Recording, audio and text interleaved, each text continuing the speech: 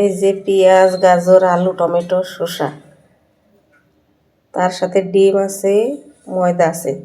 এইসব উপকরণ দিয়ে একটা স্বাস্থ্যকর খাবার তৈরি করব। যাদের ডিম খেতে ভালো না লাগে তারা এইভাবে যদি বানিয়ে খেতে পারে তাহলে ভালোই হয়। এইগুলো সব ছোট ছোট করে কুচো কুচো করে কেটে নেব।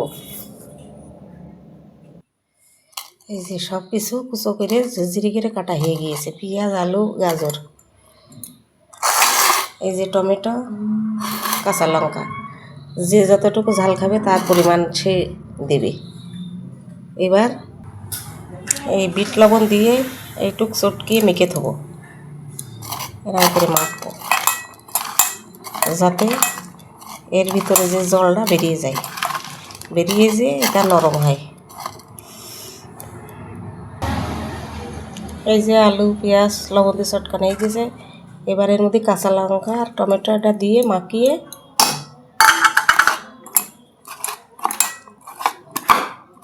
ঢেকে রাখবো।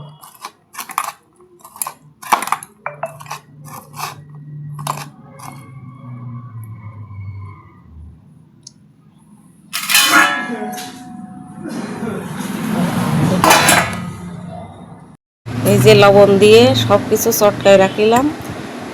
এই যে নরম হয়ে গেছে, এই যে জলও বেরিয়ে গেছে। এবার এর ভিতরে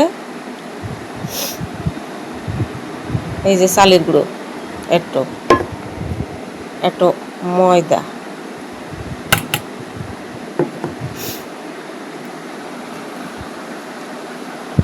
আর এই যে হলুদ, লবণ, চাট মশলার গুঁড়ো, লাল লঙ্কার গুঁড়ো, জিরে ভাজা, বেকিং সোডা, লবণ সব কিছু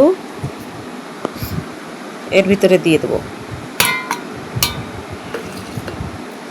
দিয়ে এবার এই ডিম 3টে ফাটিয়ে দেব।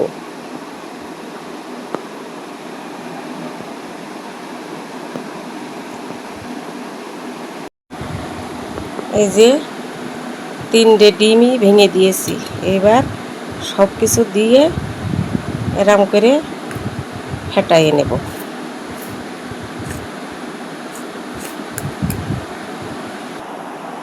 এই যে সব কিছু দিয়ে ফেটানো হয়ে গিয়েছে। এবার কড়াই গরম হয়ে গেছে, কড়াইতে তেল দিয়ে এটা ঢেলে দেবো। এই যে কড়াই গরম হয়ে গিয়েছে, এবার তেল দিয়ে দেবো কড়াইতে।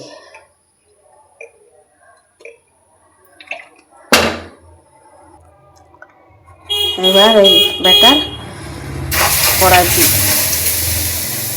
ঢেলে দেবো, দিয়ে একটু খুন্তি দিয়ে এরকম করে মিলিয়ে দেবো। কারো যদি ডিম খেতে ভালো না লাগে এরকম করে বানিয়ে তোমরা খাবে, ডিমও খাওয়া হবে,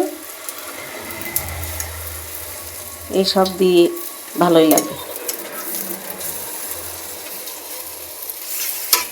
আমার তো ডিম খেতে ইচ্ছা করে না, তাই আমি এরকম করে ময়দা দিয়ে আলু, পেঁয়াজ কুচিয়ে, গাজর দিয়ে কুচিয়ে ভালো করে মেখে এরকম করার পরে দিয়ে ভেজে তো খাই। এবার ঢেকে দেব। এই যে এরপর উল্টে দিলাম। এই যে ফুলে উঠেছে, একটু তেল ছাড়িয়ে দেবো। এই যে সকালে টিফিনে অথবা কারো যদি ভাত খেতে ভালো না লাগে এরকম করে বানিয়ে ডিম দিয়ে এরকম করে বানিয়ে খেয়ে খুব ভালো, পেট ভরে, শরীরের দিকতে উপকার হয়।